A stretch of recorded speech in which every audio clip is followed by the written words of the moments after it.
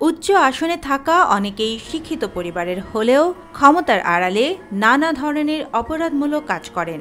এমনই অপরাধমূলক কাজের জন্য সম্প্রতি গ্রেফতার হলেন আওয়ামী লীগের সাবেক সংসদ সদস্য ও বেঙ্গল গ্রুপের চেয়ারম্যান মোর্শেদ আলম। মঙ্গলবার রাতে রাজধানীর গুলশান থেকে ঢাকা মহানগর গোয়েন্দা পুলিশ তাকে গ্রেফতার করেছে। ঢাকা মহানগর পুলিশের গণমাধ্যম ও জনসংযোগ বিভাগের উপকমিশনার মোহাম্মদ তালেবুর রহমান জানান, তার বিরুদ্ধে একাধিক মামলা রয়েছে। গোয়েন্দা তথ্যের ভিত্তিতে গুলশান ২ নম্বরে অভিযান চালানো হয়। পরে মোর্শেদ আলমকে নিয়ে আসা হয় মিন্টো রোডের ডিবি কার্যালয়ে। তার বিরুদ্ধে থাকা মামলার ব্যাপারে জিজ্ঞাসাবাদের জন্য রিমান্ড চেয়ে বুধবার তাকে আদালতে হাজির করা হবে।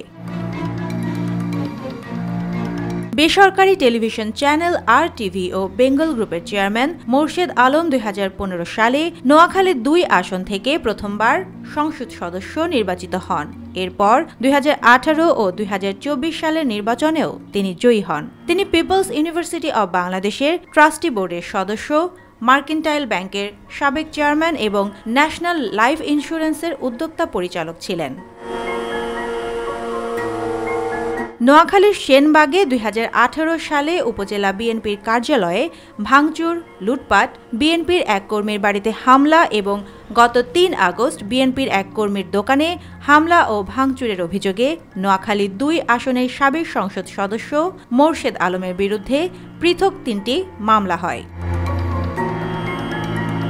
স্থানীয় সূত্র অনুসারে ২০২৩ সালে বিভিন্ন অনিয়ম ও দুর্নীতির অভিযোগ এনে মোর্শেদ আলমকে তার নির্বাচনী এলাকায় অবাঞ্ছিত ঘোষণা করেছিলেন স্থানীয় আওয়ামী লীগের একাংশ। সুবর্ণা মেইজা আবিন, দেশকাল নিউজ।